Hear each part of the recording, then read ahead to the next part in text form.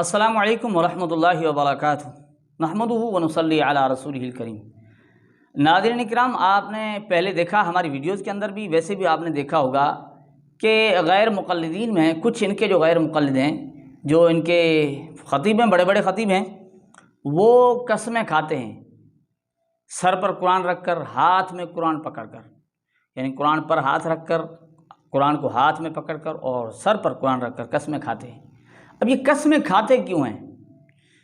بھائی ظاہر ہے، آپ دیکھ رہے ہیں نا، قسم کھانے کی کیا ضرورت ہے؟ ضرورت یہ پڑی کہ بھائی لوگ ان سے مطالبہ جو کرتے ہیں نا، ہم انشاءاللہ اس پر بھی ایک ویڈیو بنائیں گے کہ غیر مقلد رفع الیدین کے سلسلے میں بیچارے لاجواب کیوں ہیں، ان کے پاس دلیل کیوں نہیں ہے؟ وہ تو ویسے تو کہتے ہیں ہمارے پاس بخاری سے دلائل ہیں، مسلم سے ہیں، اتنی احادیث 450 احادیث ہیں، کہتے رہتے ہیں، لیکن بات یہ ہے کہ اب وہ قسم اس لیے کھاتے ہیں کہ ان کا جو عمل ہے اس کے مطابق اس کے پاس دلیل نہیں ہے۔ تو جس طرح کا جو عمل ہے اس کے مطابق ان کے پاس دلائل نہیں ہے۔ اب لوگوں کو مطمئن کرنے کے لیے اب کہتے ہیں قیامت کا دن ہوگا، میرا گریبان ہوگا، تمہارا ہاتھ ہوگا، یا کہتے ہیں تمہارا گریبان ہوگا، میرا ہاتھ ہوگا۔ کیوں؟ کیونکہ میں نے حلف اٹھایا نا۔ بھئی آپ کو کس نے کہا حلف اٹھایا؟ اللہ کے رسول نے کہا ہے کہ لوگوں آپ حلف اٹھائیں، قرآن سر پر رکھیں، لکھا ہے کہیں؟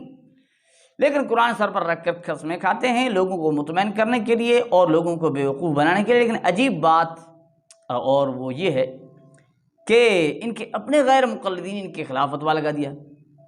آپ بولیں گے بھائی کیسے؟ نہیں، ان کے بڑے ہیں، یعنی بڑا نام ہے جلال الدین قاسمی صاحب۔ جلال الدین قاسمی سے پوچھا گیا کہ قرآن پر ہاتھ رکھ کر قسم کھانا کیسا ہے؟ کہ سبتین شاہ نقوی تو بالکل ہی وہ کہتے ہیں کہ میں قرآن پر ہاتھ رکھ کر قسم کھاتا ہوں۔ کسی خطیب کو اپنی کسی مسجد میں بلا کے اس کو بہت جرت کرے قرآن پہ ہاتھ رکھے کہ نبی پر ہدایت نہیں کیا، اللہ کی قسم مولوی زہر کا پیالہ پی سکتا ہے، قرآن پہ ہاتھ نہیں رکھ سکتا۔ میں قرآن پہ ہاتھ رکھ کے جا رہا ہوں مصطفیٰ رفیدین کے بغیر، کبھی ایک رکعت بھی نہیں پڑھی۔ ہم یہ بھی کہتے ہیں اور قرآن کو پکڑ لیتے ہیں اور سر پر بھی رکھتے ہیں، یہ آپ نے دیکھا ہے۔ لیکن جلال الدین قاسمی کا کیا فتویٰ ہے، ذرا سن لیجیے جلال الدین قاسمی کو، تاکہ آپ کو پتہ چلے، تاکہ آپ کو اور ہمیں پتہ چل سکے کہ یہ اپنے فتووں کے مطابق یہ خود صحیح نہیں ہے، ہمارے مطابق ویسے بھی یہ صحیح نہیں ہے، درست نہیں، کیونکہ پاس ہم جو پوچھتے ہیں وہ دلائل دے نہیں سکتے۔ جس طرح عمل کرتے ہیں، کہتے ہیں بھائی جو آپ کا عمل ہے دلیل دکھا، وہ دلیل نہیں ہے، لیکن ان کے اپنے فتووں کے، یعنی ان کے اپنے فتووں کے مطابق یہ درست نہیں ہے۔ سن لیجیے جلال الدین قاسمی کو۔ ناظرین کرام، آپ ایک سوال کر سکتے ہیں کہ کیا کوئی شخص قرآن حکیم کی قسم کھا سکتا ہے؟ جواب اس کا یہ ہے کہ کوئی شخص قرآن حکیم کی قسم اگر کھانا چاہے تو کھا سکتا ہے، اس لیے کہ یہ اللہ تبارک و تعالی کا کلام ہے۔